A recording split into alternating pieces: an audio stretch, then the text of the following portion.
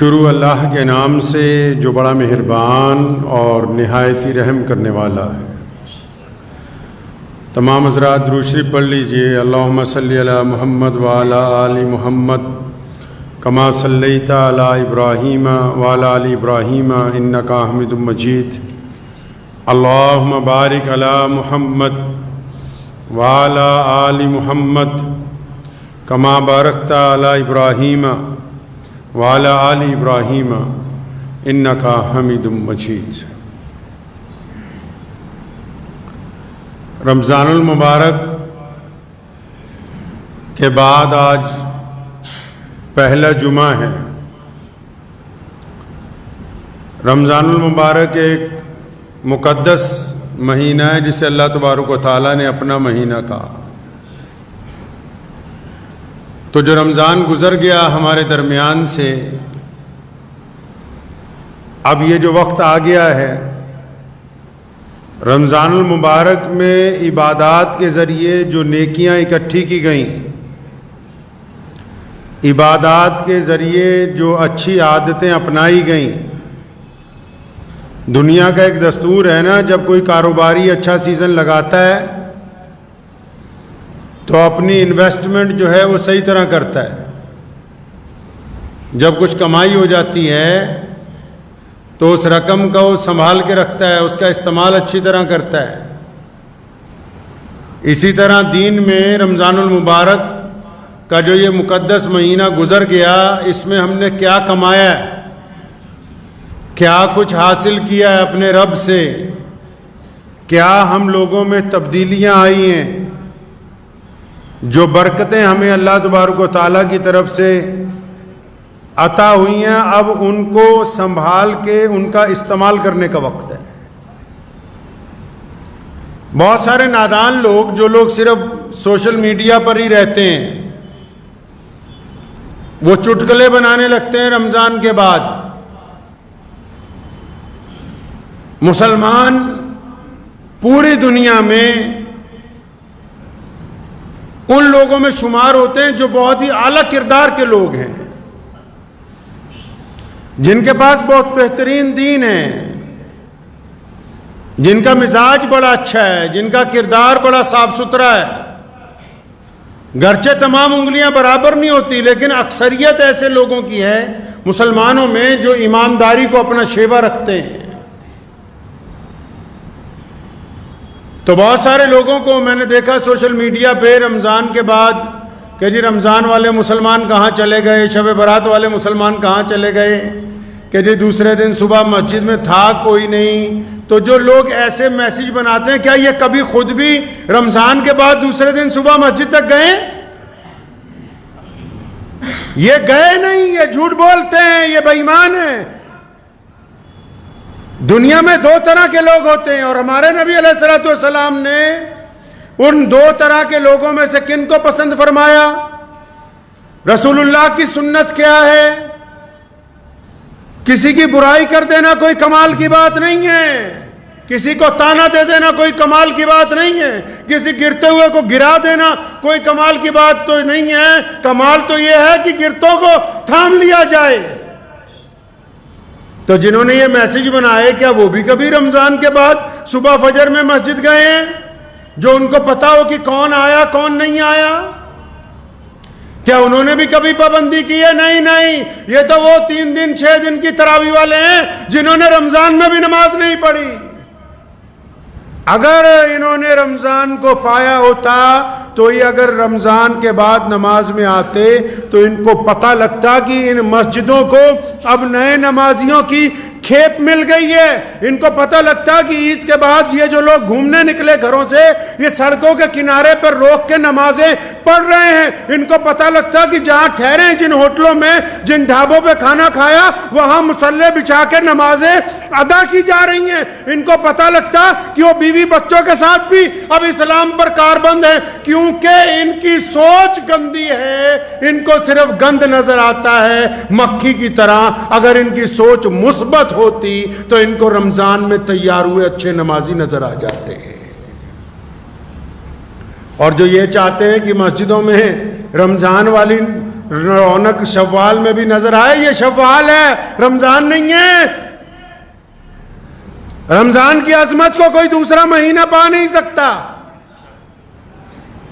لیکن یہ کہہ دینا کہ رمضان کا اثر ختم ہو گیا، یہ قوم کی حوصلہ افزائی کو چھوڑ کے اس کو پست کرنے کی بات ہے. مجھے بتاؤ نا کتنے ہزاروں نوجوان ایسے ہیں جنہوں نے رمضان میں نماز شروع کی، اب وہ پابند ہو گئے. اب وہ جو اس ہفتے اپنے محلے میں نہیں ہیں، سیر کرنے کے لیے نکلے، اپنے بھائیوں کے ساتھ بچوں کے ساتھ نکلے، اگر وہ سفر میں نمازیں چھوڑ دیتے تب میں کہتا رمضان کا نقصان ہوا. وہ تو سفر میں حضر میں نماز کی پابندی کر رہے ہیں، تو رمضان کا نقصان نہیں ہوا، رمضان کا فائدہ پہنچا ان کو.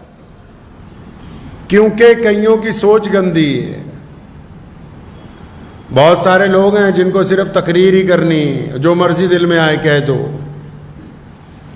اور اگر زمین کی حقیقت دیکھ کے بات کریں گے، اگر مثبت بات کریں گے تو رسول اللہ صلی اللہ علیہ وسلم کی سنت کے مطابق ہوگی. رسول اللہ نے کیا فرمایا؟ رسول اللہ کی سب سے پیاری سنت کون سی ہے؟ رسول اللہ کی سب سے اعلیٰ سنت کون سی ہے؟ نبی علیہ السلام نے کون سی ایسی سنت ہے جس کو ہم وقت استعمال کیا؟ نبی علیہ السلام کی وہ کون سی سنت ہے جو رسول اللہ کو محبوب تھی؟ وہ کون سی سنت ہے جس کو نہ اپنانے پر رسول اللہ نے ناراضگی کا اظہار کیا؟ آؤ مسلمانوں، محمد الرسول اللہ کو دیکھتے ہیں. پیارے نبی علیہ السلام کی سنتوں میں نماز کی سنتیں بھی ہیں، تہجد بھی ہے، اشراق بھی ہے، مسواک بھی ہے. رسول اللہ کی سنت میں دسترخوان بھی ہے، رسول اللہ کی سنت میں داڑھی بھی ہے، رسول اللہ کی سنت میں سفید کپڑے پہننا بھی ہے، رسول اللہ کی سنت میں سلام کرنا بھی ہے. لیکن ان تمام سنتوں سے اعلیٰ جو سنت ہے وہ یہ ہے جو آج مسلمانوں کو پتہ ہی نہیں، اور خاص کر ان نٹھلوں کو نہیں پتا جو سوشل میڈیا پہ بیٹھے ہوئے ٹک ٹاک بنا رہے ہیں کہ وہ رسول اللہ کی سنت ہے کون سی. صحابہ آئے رسول اللہ کے پاس، یا رسول اللہ وہ فلاں بندہ ہے نا، ہمیں اس پہ شک ہے. یا رسول اللہ ہمیں اس پہ شک ہے کہ بندہ ٹھیک نہیں. نبی علیہ السلام کو 1 دفعہ کہا، 2 دفعہ کہا، 3 دفعہ کہا، تو نبی علیہ السلام نے ناراضگی کا اظہار فرمایا اس کا دل چیر کے دیکھا ہے، اس کی چھاتی پھاڑ کے دیکھا ہے. حضرت انس رضی اللہ تعالیٰ عنہ فرماتے ہیں کہ جب میں نے کوشش کی نبی علیہ السلام کو نعوذ باللہ اس حد تک لانے کی کہ وہ کبھی مجھ سے ناراض ہوں اور میرے ایک آدھی چپت پڑ جائے، تو فرمایا ایک دن ناشتہ لینے مہمانوں کا بازار گیا تو میں بہت دیر ہو گئی، میں وہیں بیٹھا رہا قصدن کہ آج نہیں جاؤں گا. اور نبی علیہ السلام کو نعوذ باللہ ناراضگی ہوگی اور وہ میرے آکے ایک آدھی لگا دیں تاکہ انس کہے کہ 1,24,000 صحابہ میں صرف انس ایسے ہیں رضی اللہ تعالیٰ عنہ جنہوں نے مار کھائی ہے. فرمایا لیکن جب رسول اللہ بازار میں آئے اور مجھے دیکھا تو مجھے دیکھ کے بڑی تیزی سے میری طرف آئے، اور جب میں تیار ہو گیا نبی علیہ السلام نے پوری طاقت کے ساتھ مجھے اپنی چھاتی سے لگایا، میرے سر پہ ہاتھ پھیرا، کندھوں پہ ہاتھ پھیرا، آنکھوں میں آنسو ہیں. فرمایا انس میرے بیٹے میں تو سمجھا تجھے چوٹ تو نہیں لگ گئی کہیں؟ آئی نہیں بات سمجھ؟ رسول اللہ کی سنت ہے. حضرت انس فرماتے ہیں یہ کریم نبی ہے جو برائی میں سے اچھائی کو باہر نکال لیتے ہیں. رسول اللہ کی سنت ہے پازیٹیو سوچنا، رسول اللہ کی سنت ہے مثبت سوچنا، رسول اللہ کی سنت ہے اچھا سوچنا، رسول اللہ کی سنت ہے بدترین حالات میں اچھے خیالات رکھنا، رسول اللہ کی سنت ہے پریشانی میں اللہ کی مدد پر یقین رکھنا، رسول اللہ کی سنت ہے کہ دوسروں کو گرتے ہوئے کو اٹھا دینا، رسول اللہ کی سنت ہے برائی کی جگہ اچھائی بیان کرنا. تو یہ کون لوگ ہیں جو کہتے ہیں کہ تمہارے پاس نمازی نہیں رہے؟ کیا ان کو نظر نہیں آ رہا کہ یہ جو لاکھوں مسلمان سفر میں نکلے ہر جگہ کھڑے ہو کے اللہ اکبر کی صداؤں کے ساتھ نماز ادا کر رہے ہیں؟ یہ کون سے نمازی ہے جو تمہیں نظر نہیں آئے؟ کیونکہ ذہن میں نیگیٹیوٹی ہے، دین ابھی اندر نہیں نا اترا ہے، زبان پر ہی ہے، یہاں اوپر اندر نہیں اترا جن کے، تو وہ ایسی باتیں کرتے ہیں کہ دوسروں کی حوصلہ شکنی ہو جائے. اور اللہ نے جن کے دلوں میں اپنا کلام اتار دیا وہ بدترین حالات میں بھی ہمت کی، استقامت کی، حوصلہ افزائی کے لیے اللہ اور اس کے رسول صلی اللہ علیہ وسلم پر یقین کے ساتھ بات رکھتے ہیں، اپنی زندگی گزارتے ہیں، کیونکہ ان کو پتہ ہے کہ نفع اور نقصان کا مالک اللہ ہے. تو رمضان میں کیا کھویا کیا پایا؟ یہ تو ہم نے خود دیکھنا ہے. اب مسجدوں میں اتنی بھیڑ اس لیے نہیں ہے میاں صاحب کیونکہ جب رمضان آتا ہے نا 5-5 کلومیٹر سے لوگ مسجد میں جماعت سے نماز پڑھنے کے لیے آتے ہیں. یہ رمضان ہے اور رمضان جب چلا جاتا ہے تو مسلح اپنی دکان پر, اپنی فیکٹری پر, اپنے سائیکل پر, اپنی گاڑی میں ساتھ لے کے چلتے ہیں تاکہ رمضان میں نماز کی عادت پڑ گئی ہے. دوسرے کی برائی کرنے سے پہلے اس کی روئے, اس کی زمین کے گراس روٹ جس کو بولتے ہیں, اس کی زمینی سطح پر دیکھو, پہلے دیکھو, پرکھو, پھر اگر ضرورت محسوس ہو تو بولو. اپنی مرضی سے جو دل میں آیا اس کو اپنی زبان سے نہ نکالو. اگر آپ کی وجہ سے کسی کی ہمت ٹوٹے گی, کسی کی بے عزتی ہوگی تو کل قیامت کے دن اللہ تبارک و تعالیٰ کے حضور جواب دینا ہوگا. لائسنس نہیں دے دیا اللہ تعالیٰ نے کہ جس کی مرضی چاہو بے عزتی کرتے پھرو. کوئی ٹھیکہ نہیں مل گیا ہے جو لوگ مسجدوں میں نماز پڑھتے ہیں ان کو بھی کہ جو آئے اس کی بے عزتی کر دو. کوئی اللہ تعالیٰ نے اتھارٹی نہیں دی ہے ان کو. مسجد میں ممبر بنایا, اس پہ ایک امام کی ذمہ داری لگائی تاکہ وہ جمعے کو بیٹھ کے ان سے بات کرے اللہ اور اس کے رسول کے حکم کے مطابق. ان کے ہاتھ میں نہیں قلم دان پکڑا دیا کہ جب جس چوک پہ, چوراہے پہ, گلی میں, محلے پہ 20 لوگوں کے درمیان جس کی چاہے. نہیں, اگر آپ اصلاحی کرنا چاہتے ہیں تو جائیے اس کے ساتھ دوستی کیجئے, سلام دعا کیجئے, کہیں جائیے, کہیں بیٹھیے, تنہائی میں 2 باتیں اللہ اور اس کے رسول کے کیجئے. وہ طریقہ محمد رسول اللہ صلی اللہ علیہ وسلم نے عطا فرمایا ہے. تو ہمیشہ اس بات کو یاد رکھیں کہ رمضان میں کیا کھویا کیا پایا یہ کوئی مولوی نہیں بتا سکتا ہے. یہ وہی بتا سکتا ہے جس نے رمضان میں کچھ پایا ہے, کیونکہ جس نے کچھ پایا کھوئے گا تو وہی نا, دوسرا آدمی کیا کھو سکتا ہے. تو دوسروں کی ہمت افزائی کریں. اللہ تبارک و تعالیٰ کو توبہ کرنے والے لوگ, اللہ تبارک و تعالیٰ کو معافی مانگنے والے لوگ پسند ہیں. حدیث میں آتا ہے نبی علیہ الصلوۃ والسلام نے فرمایا, حدیث میں مفہوم ہے حدیث کا میں آپ کو مختصر میں سمجھاتا ہوں کہ آپ صلی اللہ علیہ وسلم نے فرمایا کہ جیسے ایک مسافر صحرا میں چلا گیا ریگستان میں, اب اس کے پاس ایک اونٹنی ہے, اس اونٹنی پر اس کا کھانا پینا ہے, سامان ہے, پانی ہے, سب کچھ ہے, لیکن راستے میں وہ رکتا ہے ایک درخت کے پاس اور آرام کرنے کے لیے لیٹتا ہے. اونٹنی کو جس ٹہنی سے باندھتا ہے وہ ٹوٹ جاتی ہے اور اونٹنی کہیں چلی جاتی ہے. جب اس کی آنکھ کھلتی ہے پریشان ہو جاتا ہے, کیوں؟ ریگستان میں کوئی سہارا نہیں ہے, کوئی سہارا نہیں, ادھر ادھر بھاگتا ہے, چیختا ہے, چلاتا ہے, کوئی مدد کے لیے نہیں آ سکتا. تھک ہار کے جب گلا بھی سوکھ جاتا ہے پھر ایک درخت کے نیچے بیٹھ جاتا ہے اور دل میں سوچتا ہے کہ اب تو موت ہی آئے گی, اس کے علاوہ تو کوئی نہیں مجھے بچا سکتا. تو لیکن جب اس درخت کے نیچے بیٹھے بیٹھے اونگنے لگتا ہے تو اچانک اونٹنی کی آواز سنتا ہے, دیکھتا ہے کہ اس کی اونٹنی گھوم پھر کے پھر اسی کے سامنے کھڑی آ کے. فرمایا صحابہ سے اندازہ لگاؤ اس کو کتنی خوشی ہوئی ہوگی, اس بندے کو اب کتنی خوشی ہوئی ہوگی کہ جس کو چند لمحے پہلے یہ تھا کہ اس ریگستان سے تو نکلا نہیں جا سکتا, نہ پانی ہے, نہ کھانا ہے, سواری بھی چلی گئی.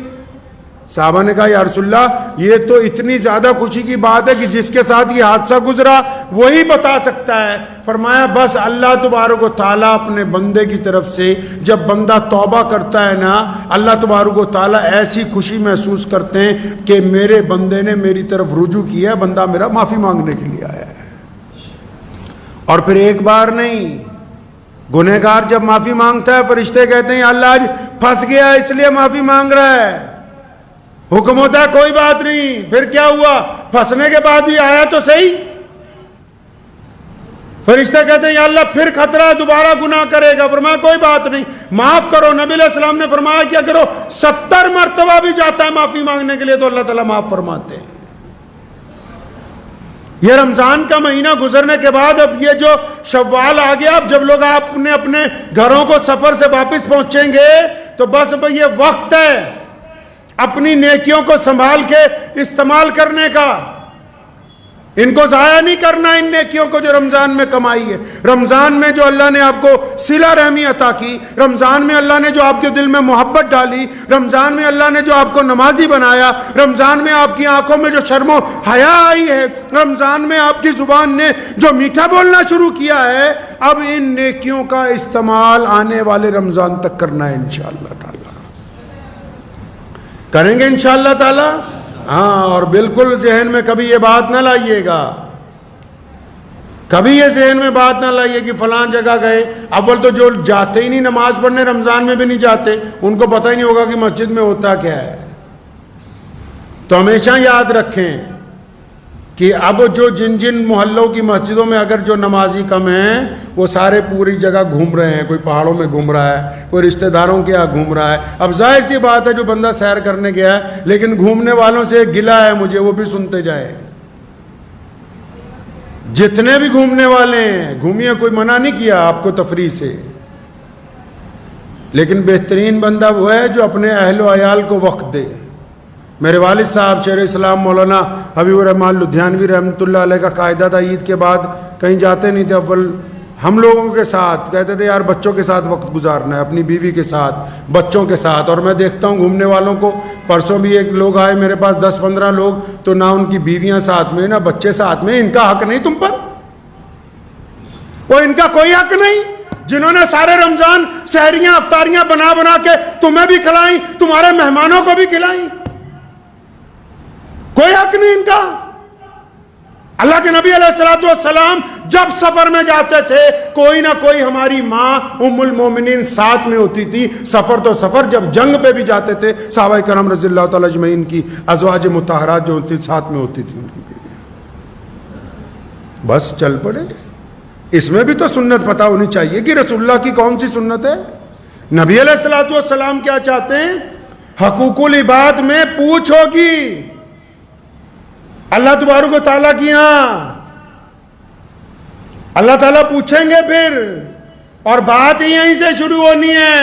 بات مرنے کے بعد کوئی باہر چوراہوں سے نہیں شروع ہونی، مدرسوں کے دیے ہوئے چندوں سے بات نہیں شروع ہوگی، بنائی گئی مسجدوں کے میناروں سے بات نہیں شروع ہونے والی. حضرت عمر رضی اللہ تعالیٰ عنہ کا جب آخری وقت آیا، ضعیف ہو گئے، ایک دن اپنے گھر والوں کو اکٹھا کیا، فرمایا سارے راضی ہو؟ سب نے کہا ہم راضی ہیں. حضرت کی زوجہ نے کہا نہیں، میں تم سے راضی نہیں ہوں. پڑھیے روایتیں اٹھا کے. فرمایا میں نہیں راضی تیرے سے. سارا وقت ہی لوگوں کو دے دیا، سارا وقت ہی مسلمانوں کی خدمت میں، سارا وقت ہی امت کی رہنمائی میں، سارا وقت ہی یاروں میں دوستوں میں تو نہیں راضی. حضرت عمر رضی اللہ تعالیٰ عنہ کو بڑی فکر ہوئی. پڑھیں عبداللہ ابن عمر رضی اللہ تعالیٰ عنہ بھی موجود ہیں وہاں، ان کے صاحبزادے. عمر رضی اللہ تعالیٰ عنہ نے آخر منت کر کے جب تک اپنی زوجہ کو راضی نہیں کر لیا، اور پھر وہ جب تک خوش نہیں ہو گئیں، اور فرمایا کہ چل میں اللہ واسطے اب تجھ سے راضی ہوں، کیونکہ محمد رسول اللہ صلی اللہ علیہ وسلم کو آپ سے بڑی محبت تھی. تو وہ لوگ بھی اس بات کے اوپر ذہن نشین کر لیں.